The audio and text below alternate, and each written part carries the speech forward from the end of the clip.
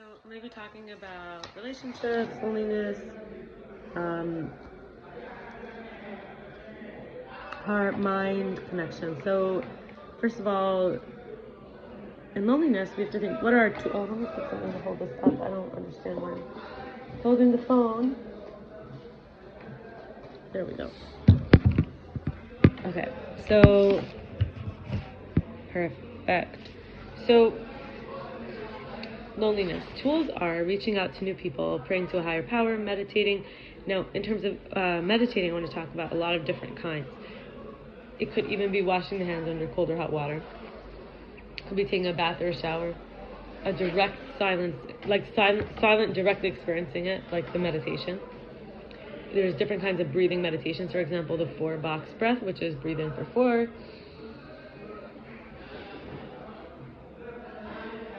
Okay, let's start again. I yawned. Breathe in for 4. Hold for 4. Breathe out for 4. Hold out for 4.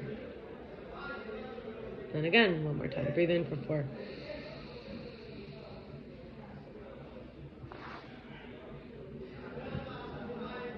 Breathe out for 4. Hold it out for 4. And repeat. Then there's nature, music, sounds. Of course, there's meetings, or we would say support groups, social groups, people who understand. Creative, productive activities, talking to a mentor, and journaling. Also, when we remember that being with someone who's a functional, practical, grounded person, it's easier to be sustaining a living arrangement with each other rather than high intensity of being rescued or rescuing. Remembering that loneliness can come from being with someone who's not a functional, practical, grounded person, or where it's not a sustainable living arrangement.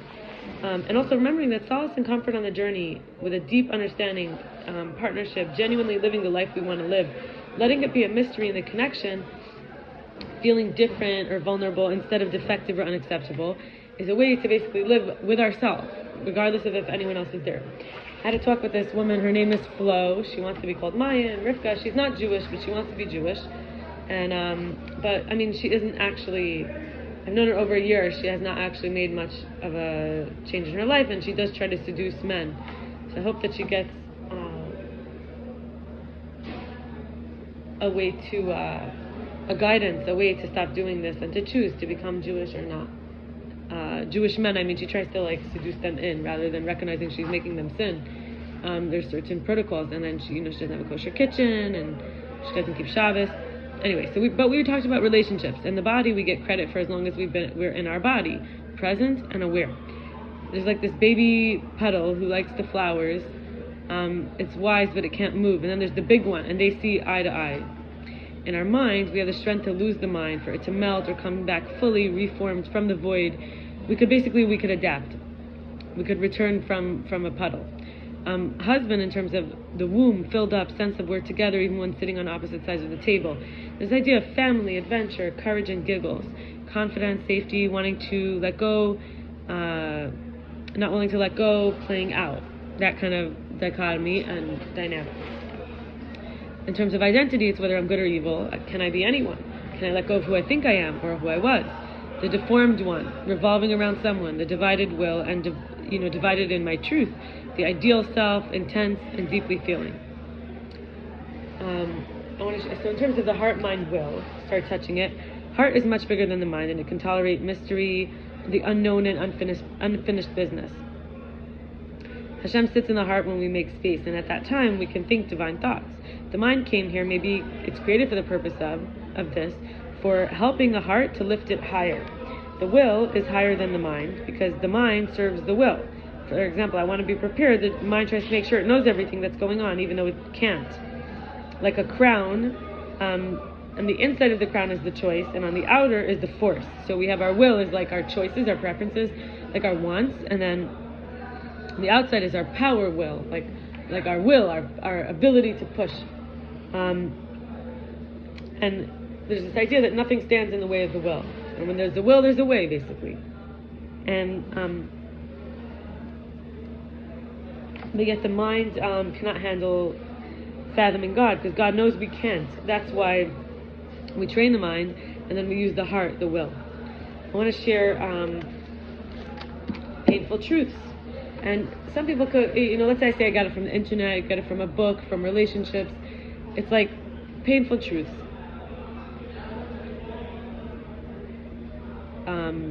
So I learned this from other people. I feel like I got it from when I felt lonely and I was looking on the internet, and then I found things and it made me feel like, oh, there's this deep truth that we can relate to, like truths that touch us deeply. So first of all, no one on the outside is real. Everyone has a dual face. People respect the money, not the person. There's no way to know, by the way, these are from a lonely place. So it's not true that people always respect money and not the person, but when in the loneliness, it's like people just respect the money, not the person. Or no one on the outside is real. Everyone has a dual face. We'll call these like painful half-truths.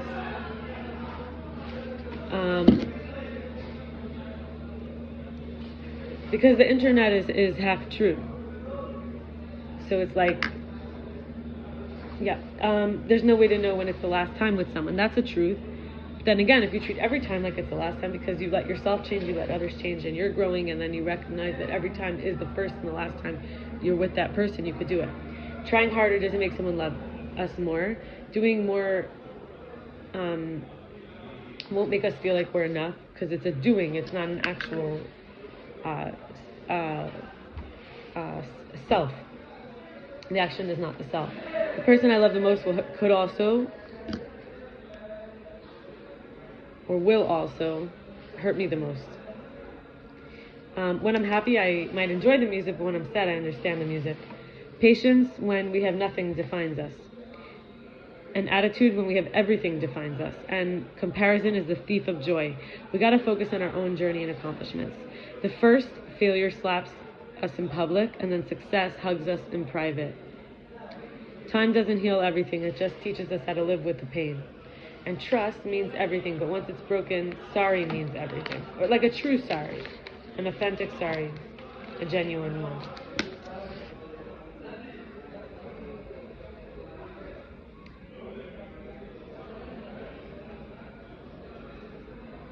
And I had a conversation with Michael Payne. We talked about oneness in terms of magnetism.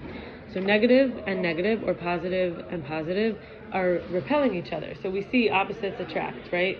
Because they were part of one bigger magnet and are just pieces that came off. We can even apply this to all the people, or all the life, or all the creation, or all existence. If anything is repulsive, it's actually most likely the most similar to us. And I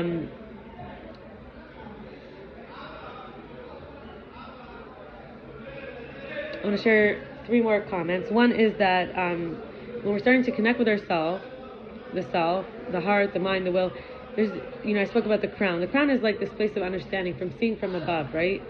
Then there's this seeing, which is like the eye, the seeing, the inner eye. And then we speak from our throat, and we love from the heart. And when we do, it's like the energy of the sun. It's like here, right? And then what we feel is like our gut feelings. Think about it, gut. And there's tons of hormones in the gut that have to do with mood, like serotonin.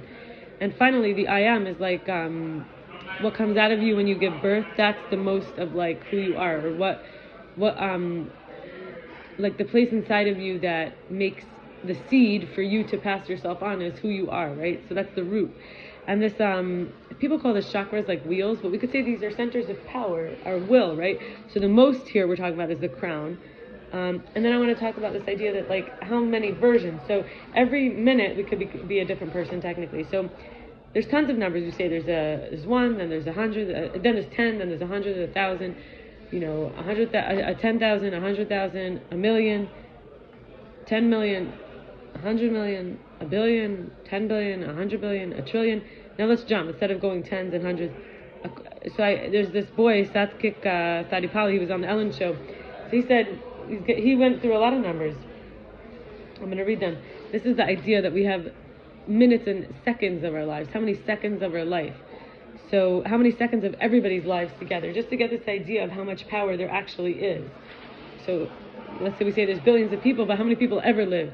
How many seconds of all these billions of people's lives? What about every animal that lived? What about every plant? Like if you take every second of everything, its power and its will, and whatever we could say do animals have a will? It seems they have instincts. Do they have choice? But if we just think about this in terms of how the quantity of this quality: trillion, quadrillion, quintillion, sextillion, septillion, octillion, nonillion, decillion, undecillion, duodecillion, tridecillion, quarterdecillion, quintadecillion, sextillion, septendecillion, octodecillion, novendecillion.